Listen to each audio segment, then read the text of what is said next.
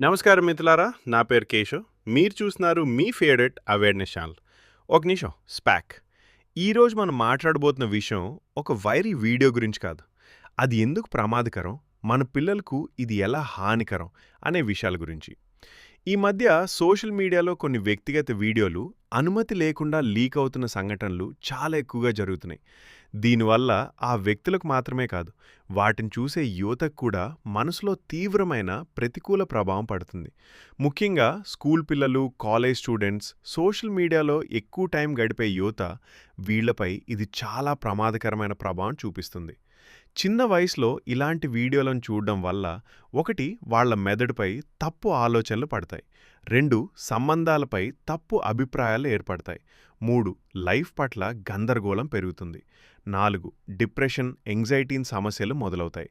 5, చదువు మీద ఫోకస్ తగ్గిపోతుంది. ఇవి ఒక్క రోజులో జరిగేవి కాదు మిత్రులారా, కానీ నెమ్మదిగా వాళ్ళ భవిష్యత్తు నాశనం చేసే ప్రమాదం ఉంది.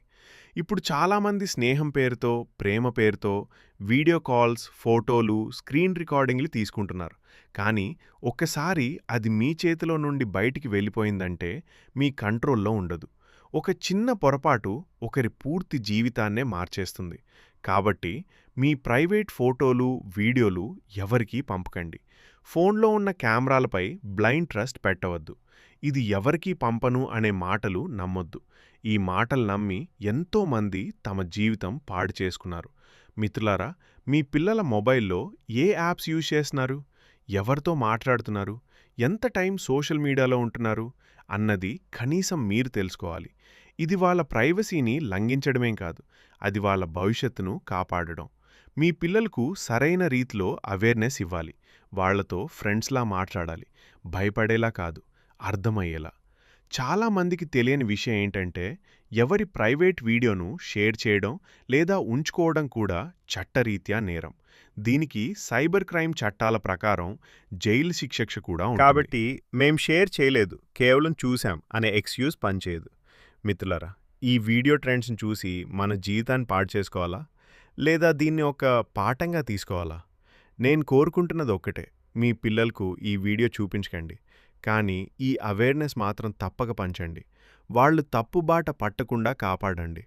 ఈ వీడియో ఏ వ్యక్తి మీద కాదు, ఏ ట్రెండ్ మీద కాదు, మన సమాజం కోసం, మన భవిష్యత్తు తరాల కోసం. ఇలాంటి కంటెంట్ చూడడం కాకుండా అవేర్నెస్ పొందడమే నిజమైన తెలివైన పని. మిత్రులారా, మీకు ఈ అవేర్నెస్ వీడియో నచ్చితే ఇప్పుడే మీ మొబైల్లో ఉన్న సబ్స్క్రైబ్ బటన్ నొక్కండి, లైక్ చేయండి, మీ ఫ్యామిలీ, ఫ్రెండ్స్తో షేర్ చేయండి. ఇలాగే మీకు ఉపయోగపడే విషయం మళ్ళీ తీసుకురావడానికి మీ కేశవ్, మీ ఒక నిమిషం స్పాక్ ఛానల్ నుండి. ఇంతే.